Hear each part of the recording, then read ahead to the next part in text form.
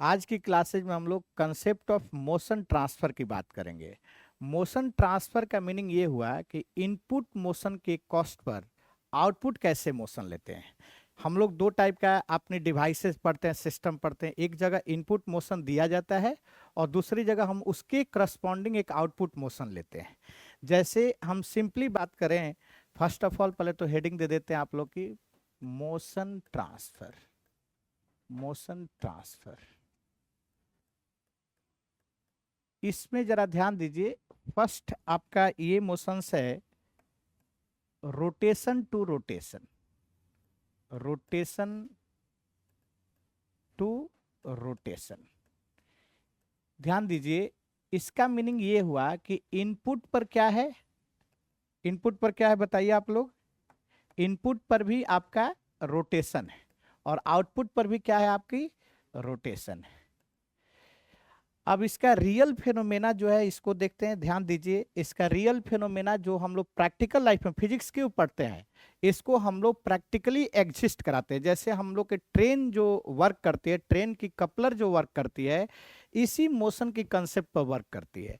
जैसे ध्यान दीजिए, आपका ये एक लिंक होता है, ये एक ऑब्जेक्ट होता है, इसको यहाँ से हम लोग हिंज किए रहते हैं। हिंज करने का मतलब क्या है, ये प्योरली रोटेट करेगा। ये लिंक क्या करेगा, रोटेट करेगा। लिंक मतलब कोई ऑब्जेक्ट, वो व्हील भी हो सकता है, कुछ भी हो सकता है। जनरल हम बॉडी की बात करते हैं, यहाँ भी आपको ये लिंक है, इसको भी हम क्या कर दिए, हिंज कर दिए। और एक लिंक लिए हैं जिसको हम लोग टेक्निकल वर्ड में कपलर इसको बोलते हैं। कपलर का मीनिंग ये होता है कि इनपुट और आउटपुट लिंक को क्या करे, कपलिंग करे, ऐड करे। समझ में आ गई बात। तो ये इसको कपलिंग करता है। अब यहाँ पर अगर रोटेशन आप देंगे तो यहाँ पर भी क्या मिलेगा, रोटेशन मिलेगा। यानी कि इनपुट पर रोटेशनल मोशन देंगे तो आउटपुट भी क्या करेगा, रोटेट करेगा। तो ट्रेन का व्हील में भी यही है। हम लोग करते क्या है, आईसी इंजन के कॉस्ट पर, आईसी इंजन अपना होती है, या इलेक्ट्रिकल जो आपका इलेक्ट्रिकल जो सिस्टम है उसमें भी अपना मोटर से पावर देते हैं। तो एक जगह मोटर से पावर दिए, रोटेट किया, तो ये आउटपुट लिंक ऑटोमेटिक क्या हुआ, रोटेट करने स्टार्ट हो गया। अब बताते कि सर इसमें क्वेश्चन कैसे आता है, इसमें हमको क्या जानना है। तो ध्यान दीजिए बेटा, इसका आउटपुट का मतलब लोड वहां पर होता है। लोड कहां पर होता है, आउटपुट पर। लोड आउटपुट पर होता है और एफर्ट कहां लेते हैं आप, इनपुट पर। तो कभी कभी क्वेश्चन ये दिया जाता है कि आपका लोड इतना है, इसको ड्रिवेन करने के लिए कितना आपको एफर्ट लगानी पड़ेगी। कहीं पर लोड दे देगा और उसके लिए आपने को कितना एफर्ट लेने पड़ेगा। ये कंसेप्ट ऑफ मोशन ट्रांसफर का है। जरा ध्यान दीजिए, जैसे सपोज करिए कि आपका यहाँ पर लोड है, जैसे लोड फोर्स के रूप में हम देख रहे हैं। तो ये आउटपुट लोड जो आ रही है, जैसे आटा चक्की का मशीन चला रहे हैं, तो अपना आटा बनाते हैं गेहूं से, तो लोड आ रही है ना भाई, उसके लिए आईसी इंजन यूज करते हैं। तो एक उसके लिए, उस पार्टिकुलर लोड के लिए आपको कितना एफर्ट वाली मशीन चाहिए। तो यहाँ पर हम फिजिक्स में यही सीखते हैं। जैसे इसका लोड आ रहा है, सपोज करिए ये F2, क्लियर हो गई। तो यहाँ पर इनपुट पर हम एफर्ट देंगे, तो ये एफर्ट कितना होगा, ये आपका एफर्ट आपको कितना अप्लाई करना पड़ेगा, ये हम दिखाते हैं। एक बात बताओ बेटा, ये ओमेगा 2 इसका स्पीड है, आउटपुट लिंक का एंगुलर स्पीड है, और ये ओमेगा 1 इसका इनपुट स्पीड है। क्लियर है। जरा एक बात बताइए आप लोग कि यहां से हम लोग लीनियर वेलोसिटी की अगर बात करें, लीनियर वेलोसिटी की बात करें, तो लीनियर वेलोसिटी क्या होता है, v2 की बात करें तो ओमेगा 2 इंटू इस लिंक का लेंथ ले लेंगे, तो ओमेगा 2 इंटू R2। और v1 की अगर बात करें तो ये कितना लिखेंगे बाबू, omega 1 into R1। Very nice. अब जरा ध्यान दीजिए, कंजर्वेशन ऑफ एनर्जी की कंसेप्ट होती है। एनर्जी ऑलवेज क्या होती है, कंजर्व होती है। तो आप ध्यान दीजिए, we apply conservation of energy, we apply conservation of energy, conservation of energy. तो कंजर्वेशन ऑफ एनर्जी की बात करें तो आपका work done per unit time on the input link is equal to work done per unit time on the output. तो बेटा यहां से हम क्या लिख सकते हैं, F1 इंटू V1, कोई भी प्रकार की लॉसेज नहीं हुई है तो F2 इंटू V2।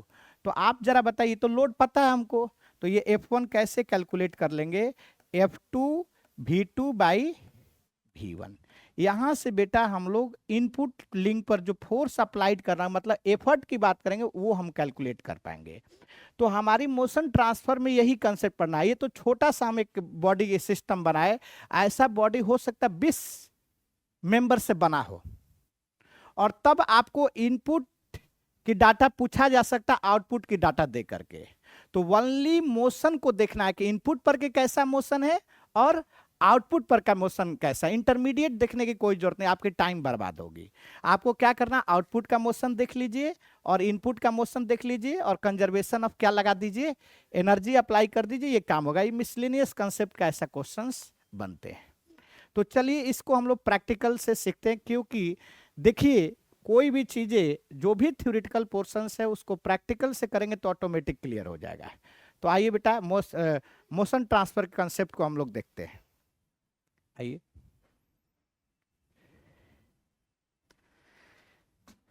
देखिए,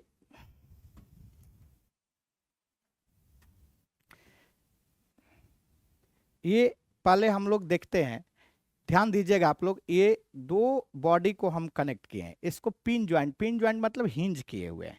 हिंज का मीनिंग ये होता है कि आपकी रोटेशनल मोशन तो होगा और कोई मोशन नहीं होगा, ट्रांसलेशन नहीं होगा। जैसे इसको हम ऐसे मूव कराना चाहें तो ये नहीं होगा, ओनली ये कैसा अलाउ किया, रोटेशनल मोशन। यहाँ भी बेटा ये भी देखिए रोटेशनल मोशन किया, यहाँ करिए तो बेटा अभी नहीं, ये देखो। अच्छा चलिए यही देख लेते हैं, इसको करो बेटा।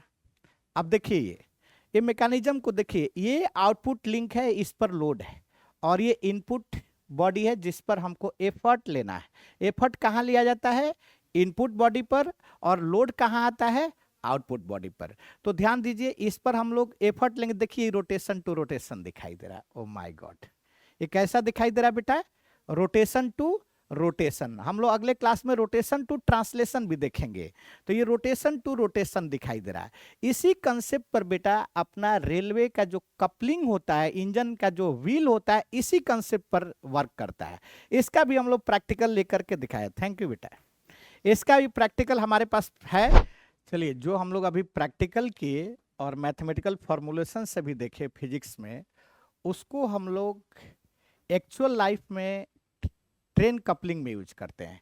तो ट्रेन कपलिंग को एक्चुअल फिगर हम आपको दिखाने जा रहे हैं। आइए देखिए, ये मेरा सपोर्टिंग स्टाफ है, आपको ये व्यूज पूरा क्लियर करेंगे। देखिए ये कैसे एक्चुअल वर्क करता है। हम लोग जस्ट एक एनिमेशन के जरिए क्लियर किए हैं, वो भी एनिमेशन आपको सॉफ्टवेयर से नहीं है, हम लोग रियल लाइफ में एनिमेट करके दिखाए। तो आई होप कि आप लोग को बहुत अच्छे से समझ में आया होगा, वो मैथमेटिकली इनपुट पर कैसे आउटपुट पर इनपुट का यूज करते हैं और साथ ही में उसका प्रैक्टिकली क्या यूज है। Thank you everyone.